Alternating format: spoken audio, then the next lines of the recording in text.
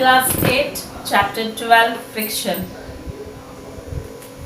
Second video, first video में हमने force of friction के बारे में पढ़ा था. Force of friction, what is force of friction?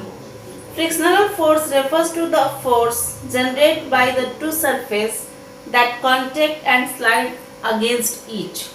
यानी दो सरफेस हो, एक वस्तु और एक उसका सरफेस, और जिस सरफेस में हम चल रहे हैं, तो वस्तु द्वारा जो मोशन लग रहा है और एक सरफेस द्वारा जो फोर्स लग रहा है, उस फोर्स एक दूसरे के कांटेक्ट पे आने पे फोर्स लग रहा है, उस फोर्स को फ्रिक्शनल फोर्स कहते हैं. उस फ्रिक्शन को कौन कौन से फैक्टर अफेक्ट करते हैं, इस टॉपिक के बारे में इस वीडियो में हम पढ़ेंगे. Factor affecting friction. तो सबसे फर्स्ट फैक्टर होता है nature of the surface. The nature of the surface.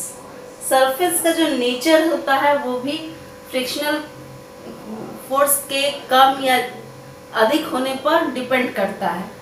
इस फोर्स को मेजर हम कर सकते हैं स्प्रिंग बैलेंस से. A device used for measuring the force acting on an object, यानी ऑब्जेक्ट पे कितना फ्रिक्शनल फोर्स लग रहा है, इसको हम स्प्रिंग बैलेंस द्वारा मेजर कर सकते हैं. एक यहाँ क्वेश्चन हो सकता है, which device is used for measuring the force acting on an object? तो आंसर होगा स्प्रिंग बैलेंस. एक एग्जाम्पल हम आपको एक्टिविटी बताते हैं. एक ब्रिक यानी ईंट लीजिए, उसको धागे से बांध दीजिए. धागे से बांधने के बाद उसको स्प्रिंग बैलेंस से उसको खींचिए और देखिए कि आप कितना फ्रिक्शनल फोर्स उस पर अप्लाई कर रहे हैं. क्योंकि ब्रिक का सरफेस जो है वो रफ है, तो आपको ज़्यादा फोर्स लगाना पड़ेगा. वही अगर आप पेपर या पॉलीथीन से उसको वार्प कर देंगे तो उसका सरफेस स्मूथ हो जाएगा. तब आप उसका स्प्रिंग बैलेंस द्वारा मेजर कीजिएगा कितना फोर्स लग रहा है, और पेपर पे फिर पॉलीथीन पे, और देखिए कि स्मूथ और रफ सरफेस किसमें कम और किसमें ज़्यादा आपको फोर्स लगाने की आवश्यकता पड़ रही है. तो अगर दोनों सरफेस अगर रफ सरफेस है तो फ्रिक्शनल फोर्स ज़्यादा लगेगा, और स्मूथ सरफेस है तो कम लगेगा. लेकिन एकदम स्मूथ सरफेस पे हम आसानी से नहीं चल सकते हैं.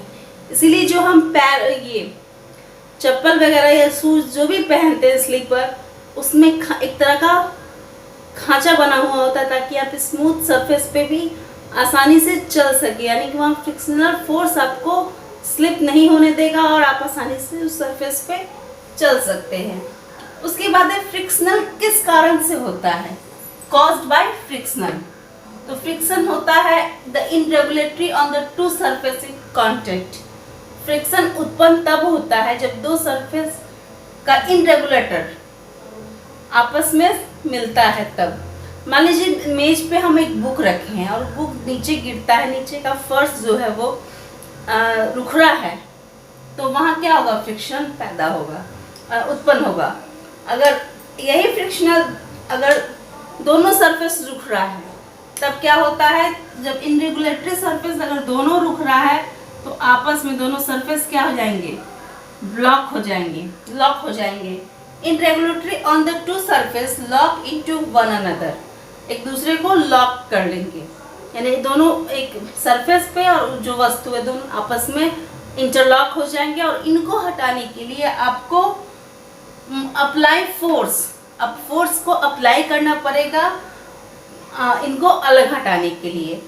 तो फ्रिक्शन का कॉज होता है, friction is caused by the irregularities on the two surface in contact.